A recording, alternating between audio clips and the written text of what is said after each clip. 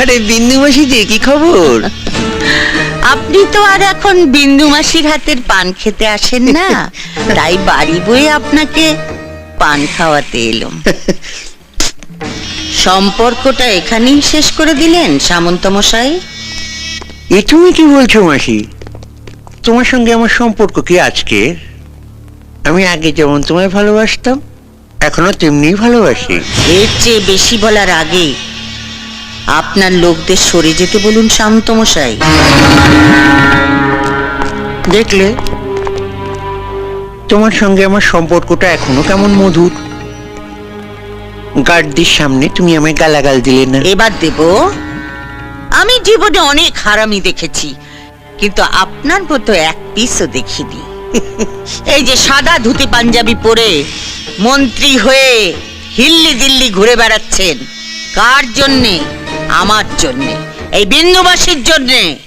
ভোটের সময় বুথের সামনে বোমা ফেলে ছাপ্পা মেরে আমার ছেলেরা 60% ভোট আপনার পকেটে ঢুকিয়ে দিয়েছিল। তারপর আপনি জিতেছিলেন, তারপর আপনি মন্ত্রী হয়েছেন।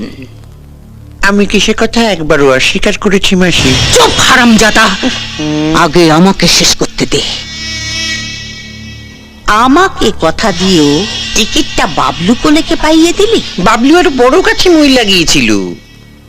পার্টি প্রেসিডেন্ট নিজে ওর নাম প্রস্তাব করেছে। তবে আমিও বলে দিয়েছি, কর্পোরেশনের মেয়র কিন্তু মাসিকেই করতে হবে। গোটা শহরটা হবে তোমার। মেয়রের চেয়ারে বসে লুটে পুটে খাবে। তোর মেয়রের চেয়ারে আমি ইয়ে করি। বিন্দু মাসি কারু ভিক্ষে নেয় না। আপনার পার্টি আমাকে টিকিট দিক বা না দিক, ভোটে আমি দাঁড়াচ্ছি ওই বাবলু কোলের বিপক্ষে। ভোটের এখনো অনেক দেরি আছে, তার আগেই আপনি জানতে পেরে যাবেন কে জিতেছে, ওই বাবলু কোলে না এই বিন্দু মাসি।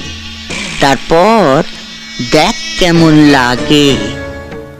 এই চলে আয় সবাই। এই নীল সাগর